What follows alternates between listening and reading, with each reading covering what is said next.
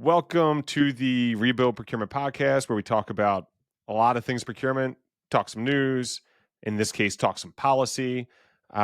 Today, we'll be diving into a bit of the dock worker strike, but before that, some of the FEMA, hurricane, national disaster type issues, how those affect supply chains, and maybe is this more of an ongoing thing that we'll need to be concerned about? And then on the back end, dive deep into policies. So we'll keep you awake during that portion, we promise. We want to rebuild. Rebuild it. It'll take me a month to rebuild it. Rebuild. That's how you rebuild, comrade.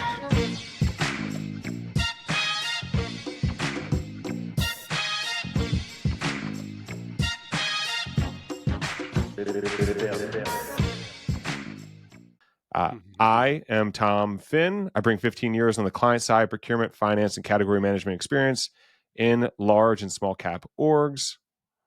And hello, I'm Alan Veek. I'm the procurement geek on the client service side of the street. So I'm CEO and founder of a great superhuman team of procurement professionals at a company we call Summit Procurement.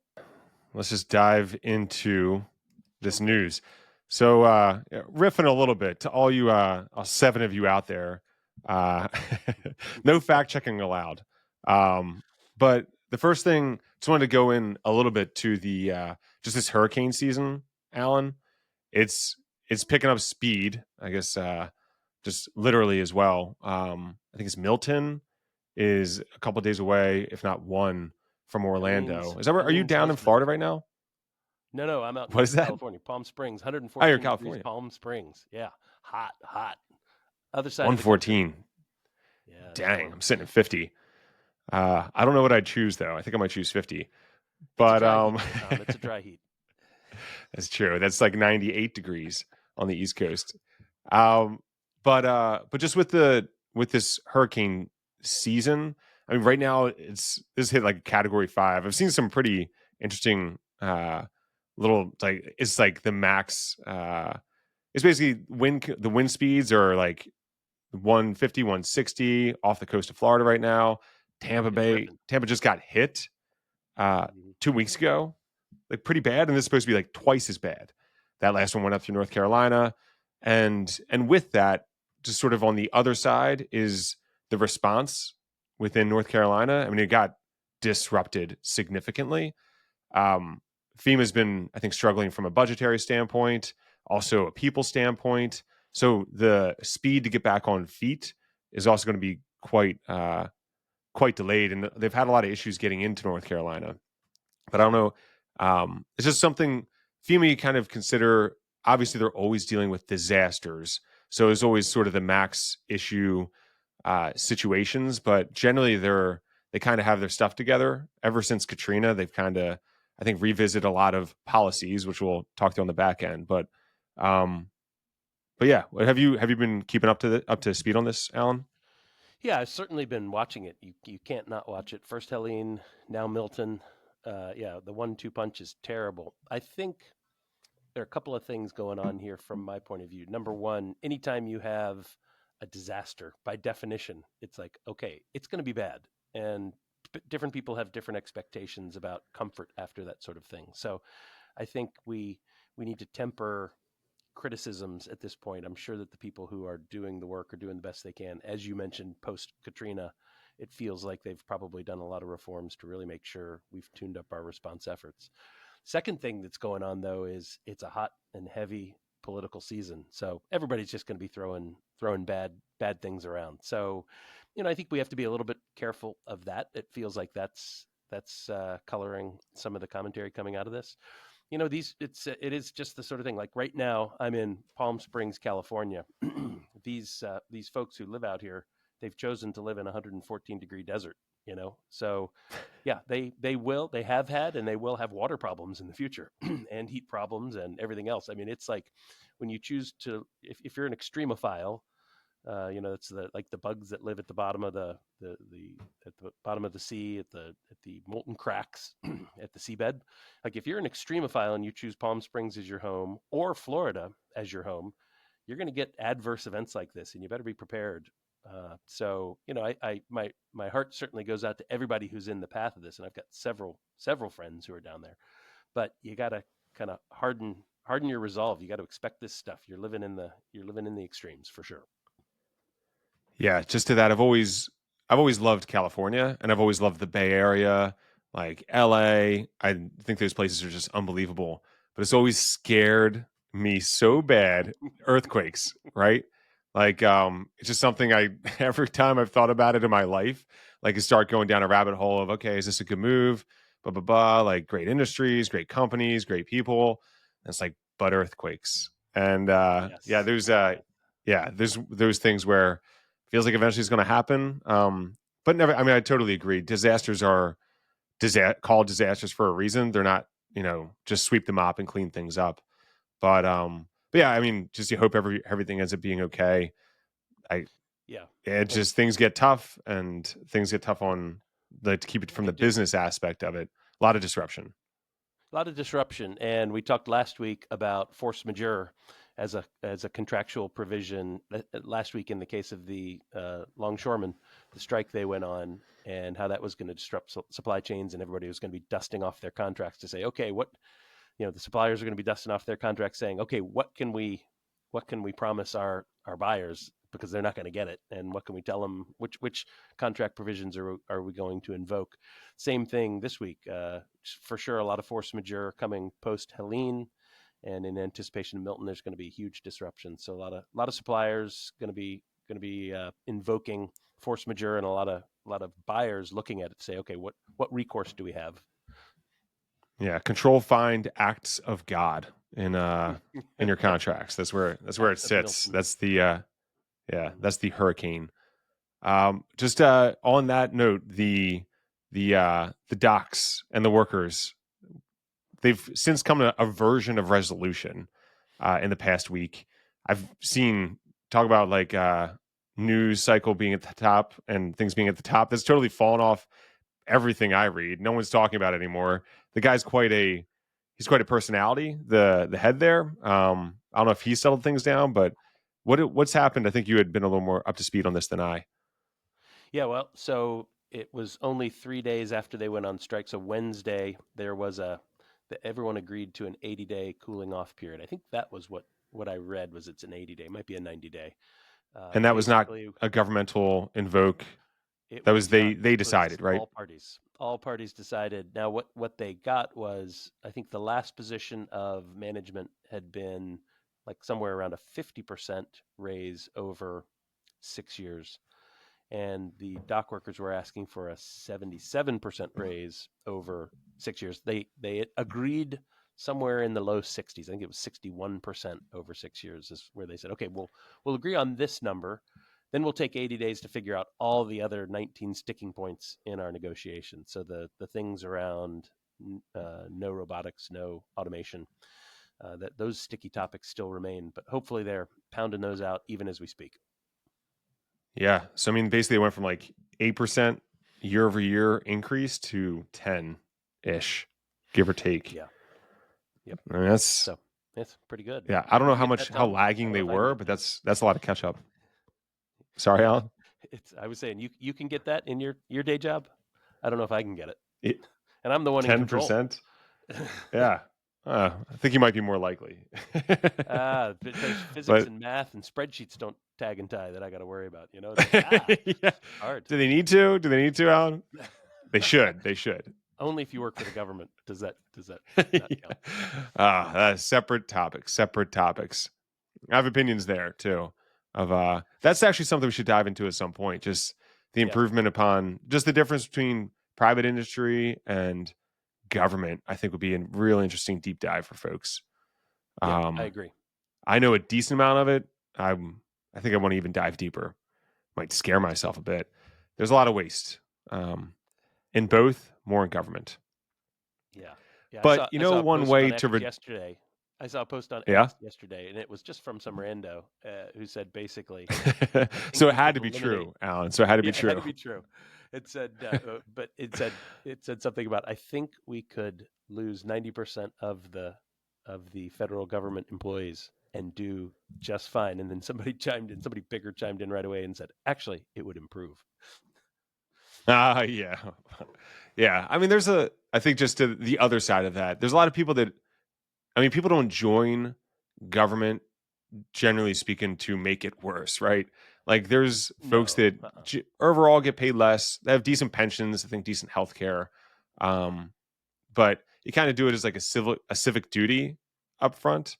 But yeah, there's just what happens is there's these bad policies and processes that have somehow come and just become part of the system, and the incumbents kind of end up having say over things. Incumbents being people inside who get brought along the way and want things to not change because change is hard. And then you also have the companies that support it that don't want change, that have a lot of influence within government. I mean, there's probably a lot more of that onion to peel, but that kind of feels like a high level what ends up happening. Yeah, I think it's a system that gets inertia and moving in one direction, momentum and inertia, and then it's hard to change direction.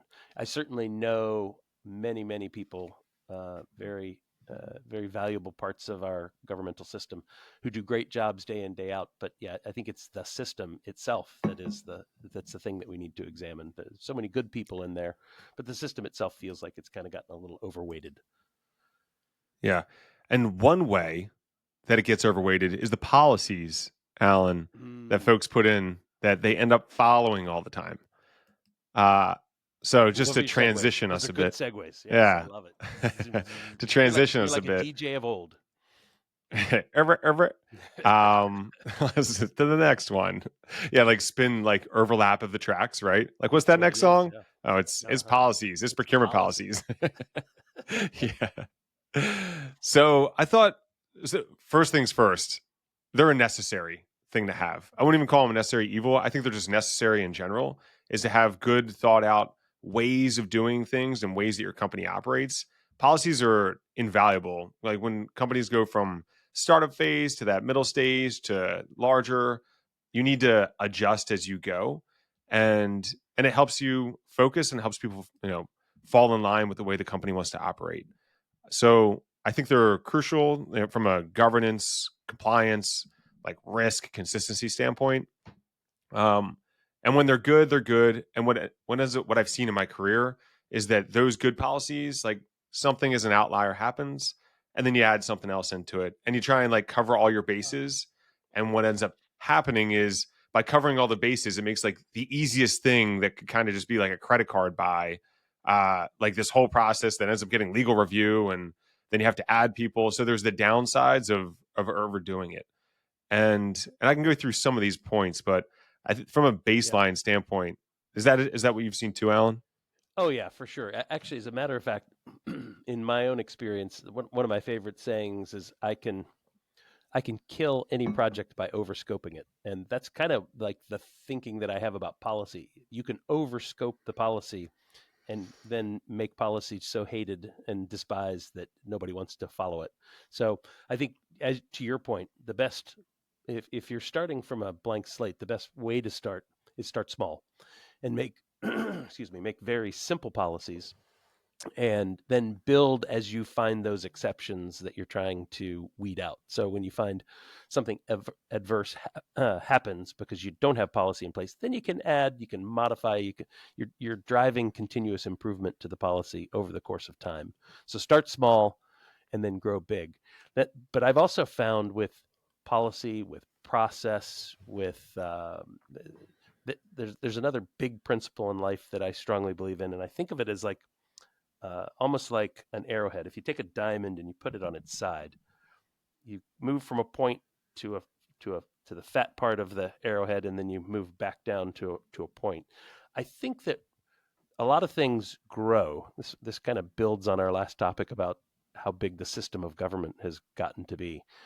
Things just grow, and at some point in time, you need to step back and go, okay, it's time to stop adding things, and it's now time to start deleting things. And so you move to the other side of the arrowhead. And both elements of building policy, building process are hugely important, both growing and adding, but then subtracting and deleting. You got to do both. Yeah, generally speaking, the subtracting deleting is the more difficult, especially when your company has gotten used to making sure everything's covered. Sometimes you gotta instill a little bit of, which this scares people, but like empower, right? Which is an overused word, but it really is like, yeah, people just have to also do the right thing, and they have to be held accountable for it. I don't know the number of times people have asked me during my career, like, can I just put this on a credit card? And I'm like, I don't know. I don't think so, even though you should be able to, right? Like, I can't even tell you. But it feels like you should. Is it a magazine subscription? If yes, then yes. But other than that, I don't think so.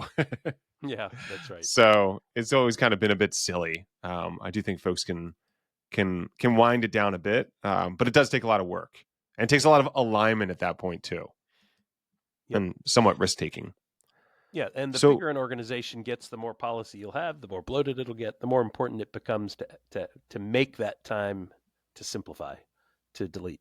for sure, yeah, for sure, and that has to be understood and understood, aligned, and used that time. So Yeah. maybe just I was thinking I have a little list here that I typed up, Alan. I think you have access to it, but just sort of why are they good? I think is a very basic way to start with this, and why folks need them. Like, so it is an important thing to go back to it. There's pieces that need to be included, like ways that government's expectations, like Sarbanes-Oxley, that especially as companies go public, things of that nature. There's just requirements that auditing firms and your stakeholders will expect of you. But is how can you still do those things without overbearing? So good, the things that they provide. So provide clear guidelines and procedures, the way of how things should be done, tied in with some best practices, which I think we need to figure out a better word than best practices, because that's talk about overused terms that become all encompassing. Uh, Everything's a best practice at this point, and just because GE did it doesn't make it a best practice in the 80s. Not Um, anymore, yeah. they, yeah, risk management and compliance. So that'd be like things like thresholds, versions of risk, right? At what point do teams get involved? And then the third thing I had on here was just the accountability of folks, and then the governance above it. So it just helps. They should help build in some organizational values, standards. Again, some of those government pieces like SOX, Sarbanes-Oxley, and then when they might have a few like processes, procedures for when auditing comes in and has to check, you should be easily able to see, we do this, and here it is in our process. Like, we follow our process, and if something needs to be tweaked, it That's gets right. tweaked, but in the process, and people don't get dinged. Yeah, So some of the good, Alan. yeah, no, for sure, that's all good. And the unsaid thing there is, but you kind of hinted at it toward the end, is you need to have somebody who owns the policy document, like the master, and is Mm-hmm. updating it, because you want to be able to improve in the future, but you can't improve if you haven't written down what you've done in the past. So you kind of need to start. You need to be very intentional about keeping a policy document and keeping it in a place where everyone can access it, and having somebody whose specific job is, it's like you look at them and you point at them and you say, Tom, it's your job to manage this document. We're going to send you all policy changes, and they need to be reflected within 24 hours in the main doc, because you have to be super intentional about this stuff. Yeah. The I've been responsible for the policies at some companies, and more folks need to also read it. What ends up happening is, like, folks don't care to read it; they kind of assume. Um, so maybe that's something where the Chat GPT of the world can help summarize specific questions and route it around the policy itself. That might be some use case in the future, Putting it but into the a lot of English people don't read language, it. simplifying it. Yeah. But if it's available, that you can't make people read it. But this is interesting, because this piggybacks on our podcast from last week, where we introduced the topic of intake. And I think what policy allows you to do is, if you think of intake as the top of the funnel, so business stakeholders, business units are passing you things that they need to procure.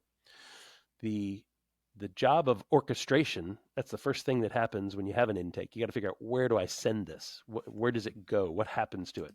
This is what policy does. Policy is that logic decision tree that says, here's what you do with it. Based upon policy, you pass it to a category manager. Based on policy, this can go straight to legal for renewal. Based on policy, this is a credit card buy. Push this to an online catalog in our procurement platform. It is the policy document that allows for logical orchestration. Yeah, and that's all. I mean, I think both you and I would be in our minds like, how can we make this better? But then a lot of folks internally at companies, and they might not necessarily do this on purpose, but it ends up being used for worser as well.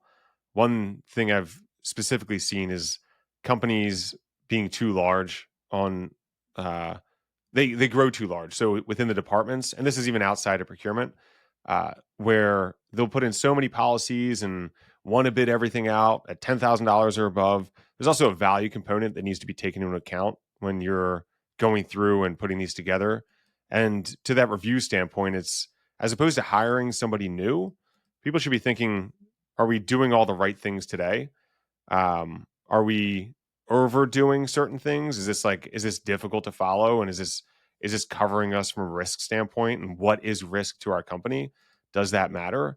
And then also just on the back end, just one additional point here is to my GE comment from earlier, like going back to the 80s, like some companies, they probably haven't even really revisited what is a best practice for them, because they shouldn't be one company does this, therefore it's the best thing in the world. No, I mean, that's like whatever they were at the time, just call them $50 billion or more versus like my $1 million company. I don't need to copy and paste to mine. I need to do something much less and much more nimble. So that nimble and that ability to go through change and manage that change is super important part of understanding what you should be requiring, but then also offering to your stakeholders. Yeah, that's that point of don't overscope it. If you overscope it, you'll kill yourself. Just start small and build from small. You'll be much happier with the end product. For certain. I guess on the back end here, I had a few like best practices to go to use my overused word. Let's just call it what like a lot of decent companies do. Shouldn't there to figure out a more best practice? Wouldn't a best practice for best practice be make it one word? I think it would be 2 words. That's too much. Can't we simplify? Probably need to go to a different language to get that. It's probably somewhere in Japanese, I'd expect. That's right. Just although it's somewhere. In Japanese, it's guaranteed to be 2 words. In German, it's guaranteed. Well, that's fair. A word with, that's with fair. 19 letters in it. No misunderstanding, though, right? Yes, that's right. Very 99.6 perfection. So just some best practices that. I mean, first things first, go back and look at it, right? Read it. But then you want to align it with your organization's goals. So there's that risk versus reward, like we were talking about. So like the benefit versus like what you're the toll you'll put on the organization or adding people versus the benefit that you're going to get out. A lot of times things come to savings, but then the risk is associated with certain things like single source and things of that nature. You want to keep them clear and practical, so people should be able to follow them. Don't get too muddled in the language and trying to make it sound pretty. Write it for a 5th grader. That's okay. And then you want to put it somewhere in a decent spot for folks to find it. And then again, and I think we might say this 4 or 5 more times, but a matter of keeping it current and going back and possibly putting it on a yearly review should be something that happens and things get adjusted. Yeah, I like that a lot. And maybe a little bit of a shout out. So people might be saying, why in the world is Alan in Palm Springs? What's going on in 114-degree Palm Springs? I'm actually out at what are you doing there anyway, Alan? Palm Springs, yeah. What am I doing? I'm not in the spa, I promise you. Although outdoors it feels like a sauna. I'm actually at a SIG conference. So SIG is an industry group inside of procurement. I'm at their fall Global Executive Summit, and we have 3 days. I'm going to be speaking later on today with a client, but we have 3 days of basically sharing of best practices and networking within the procurement community. So there's already been a full day yesterday, Monday, where we had a chance to hear from people who spoke on different topics, and we're sharing those best practices. We're sharing policies. We're understanding what different industries are doing. We're understanding what different companies are doing, and it's that sort of sharing of ideas that really can help fine tune your procurement policy within your organization. So I certainly encourage everybody to get out and network, and events like this are great examples of it. Yesterday we heard from a woman, Amanda Prochaska, who has a company called Wonder, and she basically for a living, I'm oversimplifying, but for a living she helps companies think about how to do change management. And when I think about policy like this, Tom, I think big change management challenge. You've probably got a lot of internal stakeholders inside your business who are used to buying things on their own, to your point of, hey, can I just put this on my credit card? And when you build a policy that attempts to change something, some ingrained behavior that's happening, always for the better of the organization, to mitigate risk, to save money, to for a whole bunch of different reasons, to provide a higher level of service to your end users.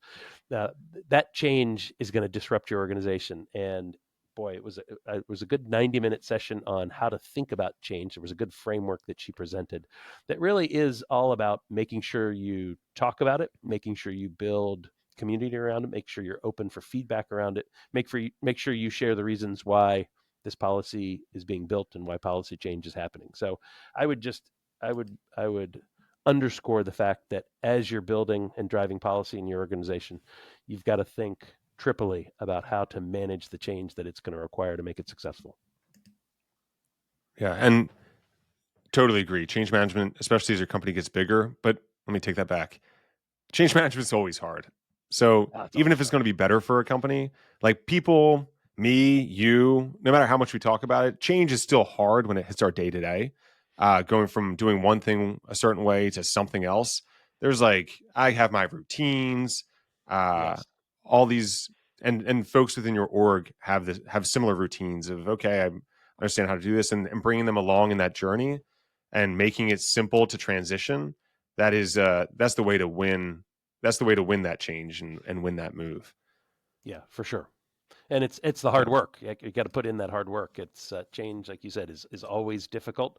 But I think inside the procurement organization, easily a third of your brain needs to be thinking about change management, because the work that we do with our stakeholders is always it's always driving some degree of change, and you need to prioritize that. Yeah, we haven't talked about this, but I'm assuming you're a Simon Sinek guy, right? To start with why. Start with why, but even I think an even better Simon Sinek book. Don't know if you've read The Infinite Game. Oof. I have it. I have it on my Kindle, but I haven't read it. Gotta sounds like I should read it, Tommy. Oh my gosh, yes. Okay. It's a little bit what we're doing here. We're playing The Infinite Game. It's good. Yeah. Okay. I just have to open it up. It's already on my Kindle, so I just have to open it up. That doesn't count. So as it's not that it, far away. Yeah, I know. Yeah. I'm Yeah. so I guilty bought of that. it. I know. I bought it, Alan. Doesn't that mean Yeah. that's good enough? Yeah. It's been purchased. Trust me, you should see my library. Oh my gosh, yes, it does not. I know. Tell me about it. Yeah. My wife is not allowed to see the library on my Kindle. I should just force myself to purchase the books. That way it could be displayed. But just to maybe summarize here. So from a policy standpoint, the things that need to be in place, right? It helps with governance, helps with risk, consistency. I mean, can help with savings by getting you included and having that alignment with folks that from your executive level. But when they become overly restrictive, and even worse, similarly worse, outdated, then stuff just goes by the wayside. You become annoying to deal with, especially if you can't explain the reasons for doing that. And then they need to strike this balance between control of the things you're doing, but then also the flexibility for where risk might not be that high. And then just as some final thoughts have here, these should always be treated as a living document. Living meaning just consistently updated. You had said if it needs to be updated within 24 hours, but just something simply should just be revisit this every 6 months, at least every year, touch it, adjust it. And then the last piece here, just is the importance of having those policies aligned with the business needs and objectives. The worst thing will be if you're a company trying to grow at 10x every year and you saying you can't spend money and give me 3 months to bid this, $10,000 thing out. That's totally disconnected. Yeah, I like all of those points. I always say that it's when you get to version 39 that the document gets to be pretty good, right? So it takes a lot of revision, takes a lot of revisiting, and and for sure it's got to be in alignment with your company values and how your company operates. There's no question about that. Otherwise, procurement will be a hated function, and we don't want that. We want to build delightful procurement teams, and we want the business unit to think of us in loving terms here at Rebuild Procurement. Yeah. And just to that 39th, I think the opposite of the hardest, maybe it's also aligned, but the hardest rev is the first one. So just getting it down on paper for anyone that hasn't done it before, that you end up getting most of what you want every single time within that. And then that adjustment, it probably does take another 38 to get it actually perfect. So there's work on both sides. But for sure. Yeah. All right, Alan. Pleasure as always, and have a great day. That's the pod. Thank you, Tom. Bye-bye. All right, bye-bye. Thanks for joining us on the Rebuild Procurement podcast. Check in weekly for new episodes and subscribe for alerts. We want to rebuild. Rebuild it. It'll take me a month to rebuild it. Rebuild. That's how you rebuild, comrade.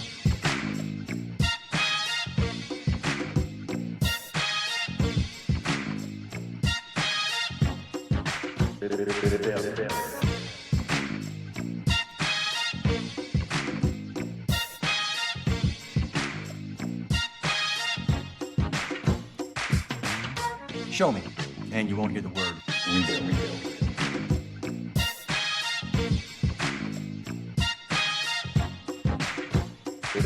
Rebuild.